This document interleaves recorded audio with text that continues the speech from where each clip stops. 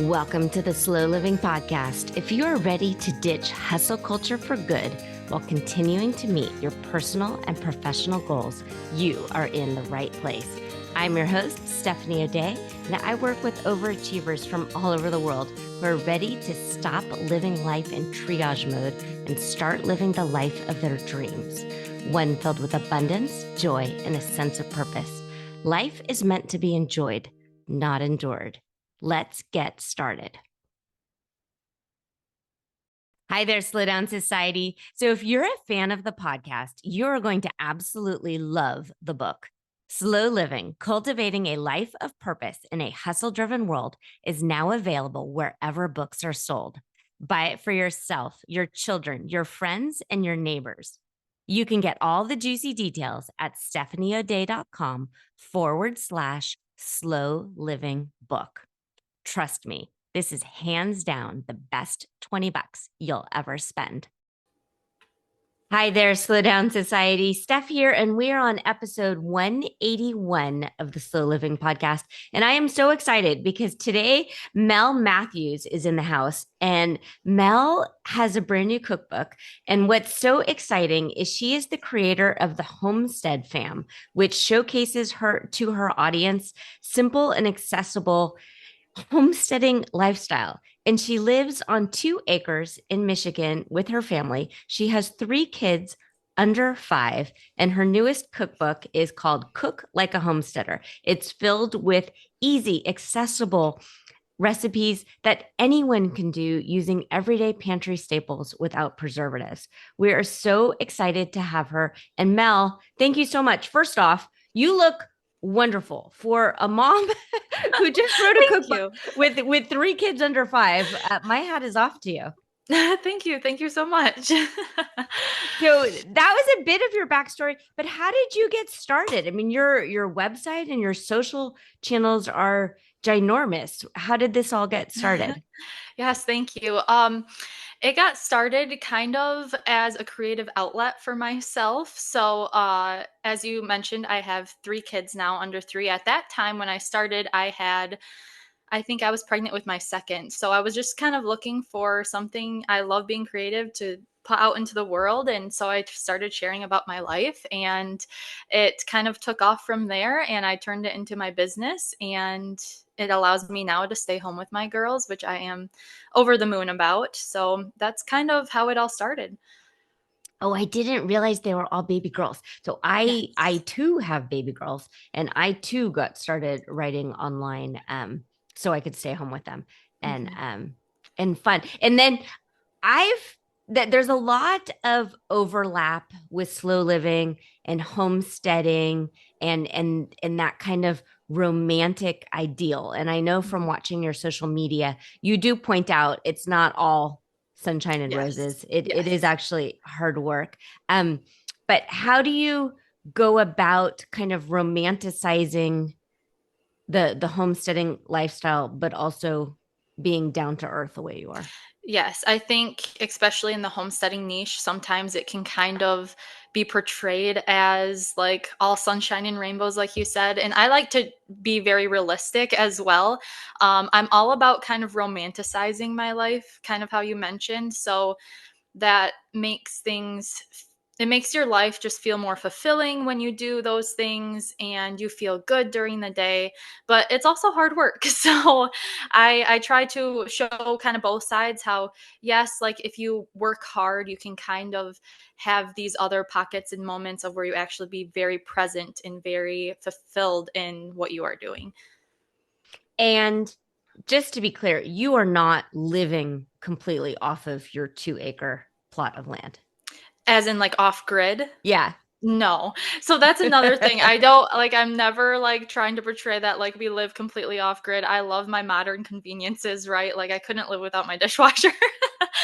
But we try to be as self-sustainable as possible, especially like with our food. But like yeah, we're not off grid. That's a whole different aspect in itself. Okay. And then as far as like a big pocket sometimes especially in the online space right now, is the romanticizing, like the traditional wife, the trad, what is it, trad wife, Trad trad, wife, yeah. yeah. That's like that term, that trend you'll see every once in a while going around. I don't know. I don't necessarily I wouldn't like classify myself as a trad wife. I'm an entrepreneur at heart, honestly. I've tried so many different businesses in the past, and I love to do that and have my independence in that way. And I I try to do everything with my husband. We kind of have our set, like, he works on the cars and fixes things up and whatever, and then I do the majority of the cooking, and that's just what works for us. But I wouldn't necessarily classify myself as like a trad wife in the sense of um like he runs all of the household and I don't know. I think there's also a misconception for people who do call themselves trad wives that you just kind of do whatever your husband says. Yeah. That's not me, but I also don't think that's necessarily what traditional wives Yeah. would be. Modern day trad wives, I guess, would be anyways. I think so. I think so. I stayed home with my kids for 12 years and primarily did all of the things around the house, and loved it. I Mhm. loved being a stay-at-home mom. Um, and I guess when it comes to like the gender divide and that kind of things, I don't know anything about cars. I could learn. Right. I'm not anti-learning. Right. Um, We all have and our skill sets, and that's kind of what we bring to that partnership, right? So, yeah. when you first got married, did you already have the 2 acre farm or did you morph into that? How did that come about? So we actually lived in a small two or not, I was gonna say 2 acre. No, a small, tiny little duplex in the city. We live where we grew up right now, but we had moved away for 3 years and we lived in a tiny little fixer upper duplex where we bought it for dirt cheap, especially like now with housing prices going up, like it was very cheap. And we fixed it up, rented out the other side, and kind of, started House, there. yeah, Yeah. it's a house Our first hack. You house. you Yeah. did your first house hack. Good for Right. you. Right. And then we actually moved back to our hometown and bought the house that my husband grew up in, which is this 2 acres. So that was kind of our stepping stone to be able to actually purchase a house with 2 acres. So that's where we started, but we're back in our hometown. That's wonderful. It's so interesting, Mel. There's so many parallels here. I live in the San Francisco Bay Area, which is uh, astronomically expensive. And when Hmm. my husband and I first got married, we could not afford to buy here, so we did move to the Central Valley, where homes We're were less cheaper. expensive, and we could get Mhm. our foot in the door. And then once we got our foot in the door, we Moved back. yeah, hopscotched back. Which Yep. which anyone who's listening, pay attention to that, because one way, like find the way in, and then you can still have goals, you can still have aspirations, but real life is not a straight linear path. It's cobblestones and it's Yes. meandering. And so I'm glad that you did that, and I'm glad that you were bold enough to try something new. Yeah, we that house was it was fun, and looking back on it, I'm like that was I'm glad we did it. It was a good time, but in that moment it was like, we were just doing what we needed to do. And I do think, like we were saying earlier, a lot of times online things can look perfect and picturesque, and a lot of us don't start. It's not like that direct path. It's, you go around things and curve until you get to the goal that you ultimately have. Absolutely. Yeah, no, absolutely. And you're a testament to that. Okay. So 2 acres. Hmm. I live in the suburbs, and our plot of land is essentially a postage stamp. So I have the traditional front yard and Yep. then a small backyard. So if you had kind of like raw 2 acre land, um, do you try and like square foot garden the whole thing, or how do you utilize this in the best way possible? Yeah, I think it depends on your exact goals. Some people just want to, grow some of their vegetables and do it more as a hobby. Some people want to grow all of their food. And on 2 acres, I mean, when you look at like farming and like, oh, I got to have 40 acres, like 2 acres can seem really small, but actually, like when I look out, our 2 acres is like the front acre is like the house, and then most of it is in the back. So I look out my back window and I'm like, there's a lot of land there that's just empty. Get rid of the perfect green grasses and grow a garden instead. Grow some, I know a lot of people who switched their grasses for like lavender um plots, and I think that's amazing. So it's really just figuring out what your goal is for a garden or a homestead, and then building upon that. Out back we have a large greenhouse that's going up. We have a flower plot. I can't remember how exactly big it is, but it's 5 rows by 50 feet long. And then there's also a little orchard. There's little pockets that you can make things work. And I always tell people, if you have like a small plot, to think vertically, because you have a lot of space vertically, but not necessarily horizontally. So grow on trellises and see what you can do for vertical growing. That's a really smart idea. So the flowers, do you sell the flowers? Is that why you're growing flowers? I do. So last year we started a farm stand for the first year. So that was just another kind of outlet for me, I guess, because I have always loved flowers. My mom and dad always had a beautiful flower garden, and I wanted to kind of start doing that, but I'm like, I don't need all these flowers myself. So I was like, you know what, I'm going to start a flower stand. So we did that last year, and I plan to do it again this year, but to simplify That's it. simplified. Are you the one who's like manning, quote unquote, manning the stand and doing it all? Yes. Yep. Okay. Yeah, that's a lot. It is. It is.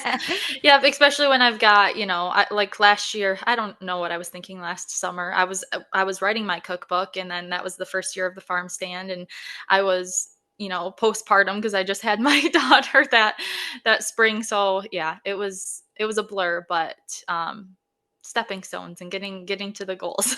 Yeah, it's a fun blur when you're in the middle Mhm. of doing something that is exciting and exhilarating, even though it's quote unquote hard work, it's so gratifying and you're kind of Yes, in the very zone. rewarding. Yes. Very rewarding. Mhm. Talk to me about the book. I know you self-published your Yes. first cookbook. Is this a metamorphosis of that, or is this a completely different book?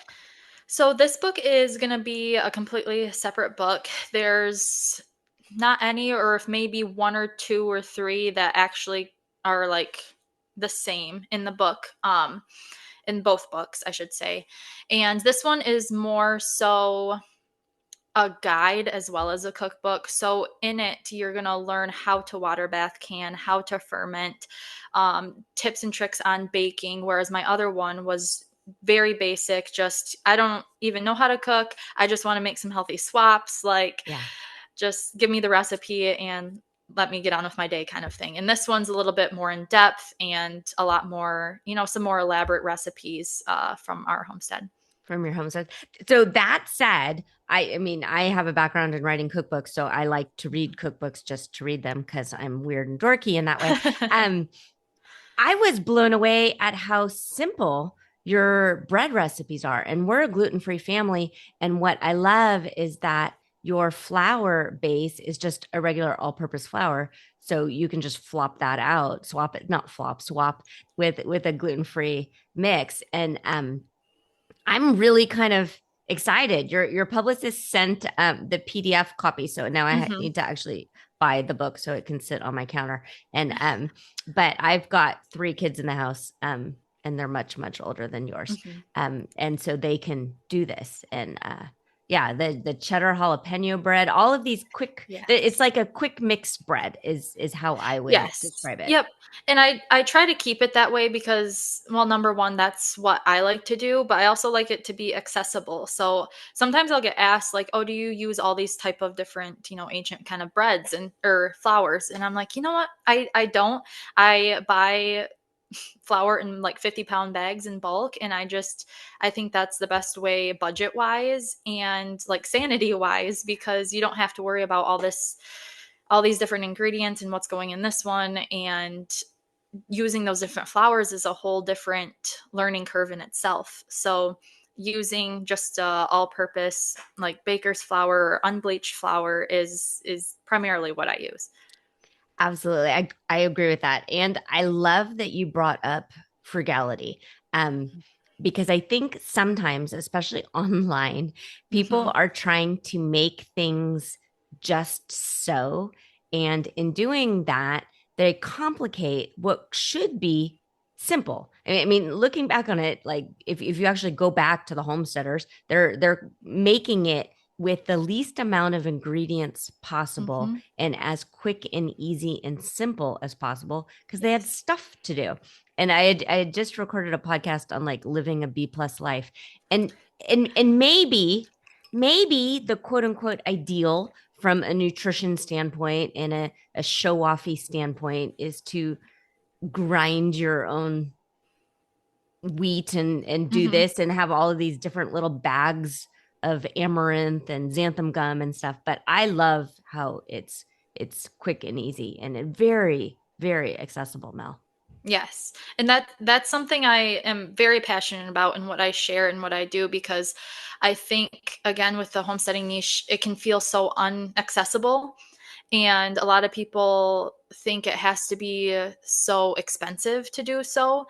And I always try to remind people that, people used to live this way because out of necessity, because they couldn't afford to do anything else. And we do save quite a lot of money by growing and raising and preserving our own food. So, just getting back to that and reminding people like, you don't need a ton of fancy gadgets. Going back to the cooking, I do love making pasta. So like I have a pasta maker and stuff like that. But when I first got started and I didn't really know if I was going to like it or not, I just started, you put pasta on the countertop and kneaded it with my hands and then cut it with a knife or a pizza cutter. So there's a lot of things that you can do with just, a bowl in your hands and what you have. Very cool. Very cool. What does a typical day look like for you? How are you able to balance the kids and writing and Instagramming and all Yeah, of that? my most asked question. So every day it kind of looks different for me, honestly. But the consistent parts are I try to get up and, get myself around and ready before the kids. If I don't, it goes okay, but just not as smooth. And then I do stay home with my kids 3 days a week. And then their grandma takes them for 2 days, which is where I really, get my must-haves and work responsibilities done. And then the other days, I kind of have to find a balance between, the work and the being a stay-at-home mom, and that's kind of why I started this in the first place. So finding that balance of, it's okay if this doesn't get done today, like they're the priority. And so a lot of times it's just getting up and having, a breakfast ready and doing something fun with them. And then a lot of times work happens when they're sleeping. So Mhm. that's kind of the balance in this season of my life, at least. Yeah, that makes sense. And I appreciate your candor with that. They're little now. They're one, Yes. 3, and 4. Do Hmm. you foresee that you will send them to school or do you think you'll be a homeschooling family? Yeah, that is a great question that we are still going back and forth with right now. We have actually met up with a group of amazing other parents who are kind of on the fence of what they want to do in our community as well. So kind of trying to figure out what that's going to look like. We do have a beautiful private school, elementary school next to us, so it's either going to be homeschooling or they're going to go to that school. And for me, it's mostly the time, and Hmm. I love to be with my kids, and I want that time with them. So if I could even send them part time, the oldest one will be in kindergarten. So if I could do a part time kindergarten, that'd be kind of ideal. But we'll Yeah. see what happens come fall. Yeah, it's tricky. There's a Mhm. lot of pros and cons with all of the things. For your website and the Yes. socials, do you do everything yourself or do you have a team working with you? Yes, so everything you see right now is me. Hmm. So the learning of that all, I mean, that takes a lot of time and years, as I'm sure you know. Um, but I actually just hired my first like assistant, and she is starting this week, so that's exciting. And she's going to help me with a lot of like back end stuff. So that'll be nice. And then I actually just have been working with someone who's going to help me with my website, but they haven't changed anything yet. We're still kind of going through the back end things and what makes sense and what doesn't. So hopefully this spring they'll kind of help me kind of nail that down a little bit more, because I'm not the best with, I mean, I don't have any history in website development or anything like that. So It's a really cool site. thank you.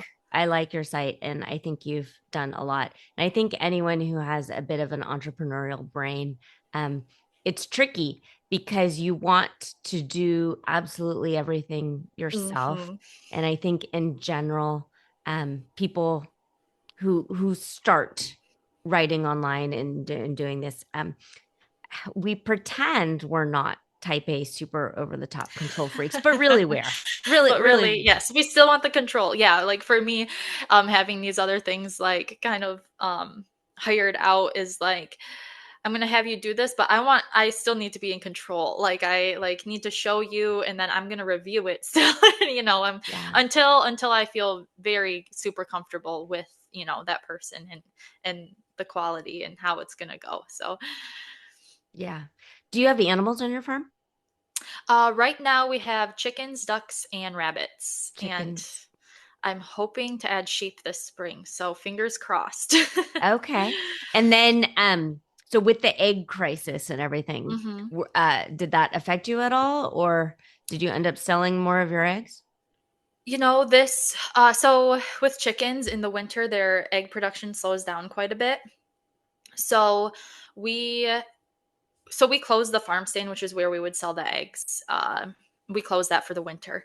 And so right now it's just kind of like family and maybe putting it out there randomly if we have some extra. But right now it's pretty good. They're just starting to kind of produce more. So we've got like baskets and baskets of eggs back there, but sometimes we also will freeze dry them or preserve them in different ways for ourselves too this winter.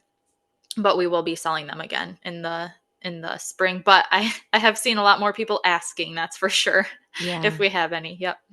Is there anything that now you know you will just never need to buy again from a grocery store? I I shouldn't say never, but because we go camping a lot in the summer, so sometimes things are just a necessity to grab. But I haven't bought bread in a year and a half, probably. I don't think I'll ever really buy it again on a day to day, unless it was like a last minute Hmm. whoops kind of thing.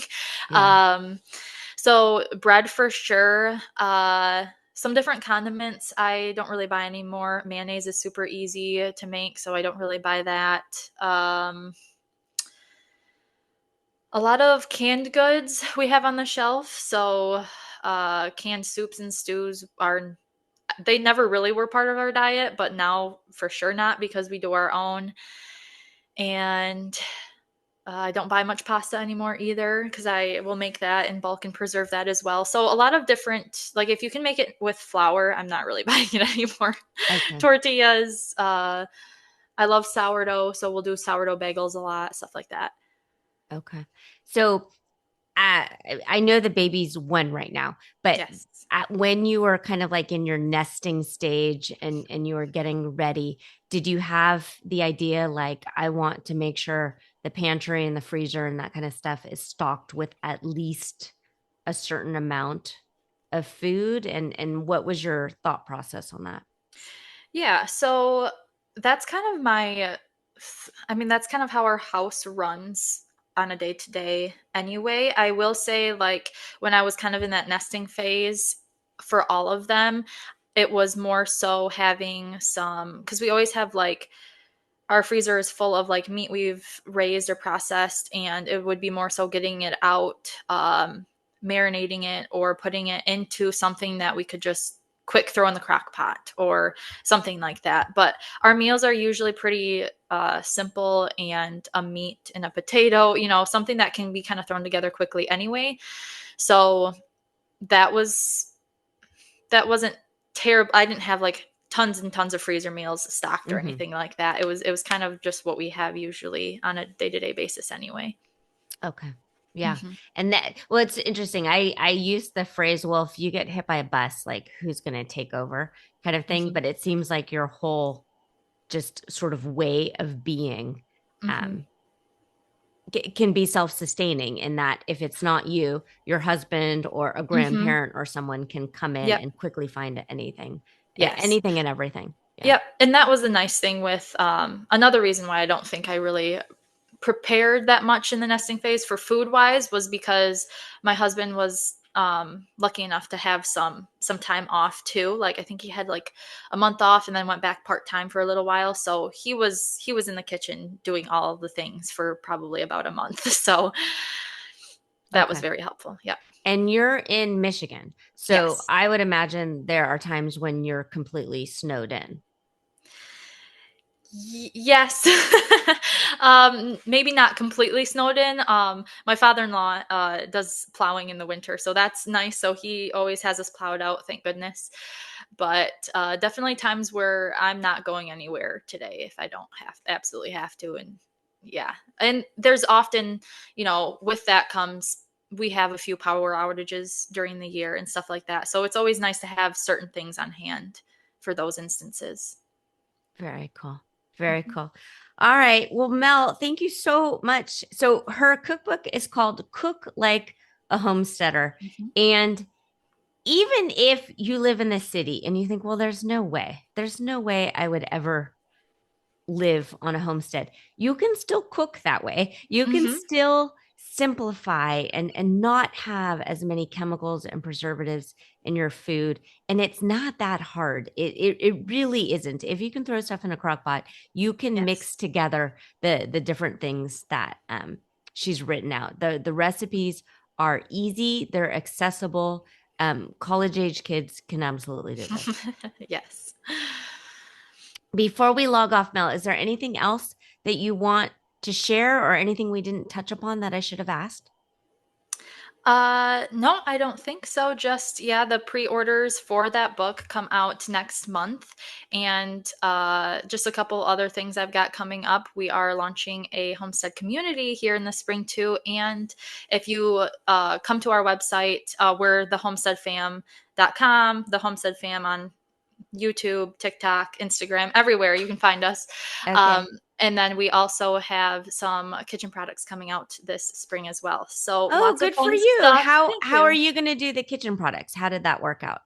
I've been working with a team that's also the one that is kind of helping me with my website. So they're kind of the in-between man between like a manufacturer and me. So they've been very helpful with that, making it a smooth process. And I'm excited to share that. Yeah. Oh, congratulations. Good for you. Thank you. Thank you. All right, Slow Down Society. As always, I think you are wonderful. Thank you for being here. Please take care. Listen to your inner voice. And if your inner voice is like, no way, no how, be curious, try, because you too can do pretty much anything you put your mind to, just like Mel. Take it easy and have a great day. If you are ready to start living slowly and ditch the hustle mindset for good, reach out to me. I'm a real person and you can track me down online at stephanieoday.com. Also, if you found value in this podcast, please share it with your family and friends and tag me on Instagram at Stephanie O'Day. While you're at it, go ahead and leave a positive review on your favorite podcast app. The more we share, the more people we can reach and share the slow down lifestyle and messaging. Thank you, Slow Down Society, and have a great day.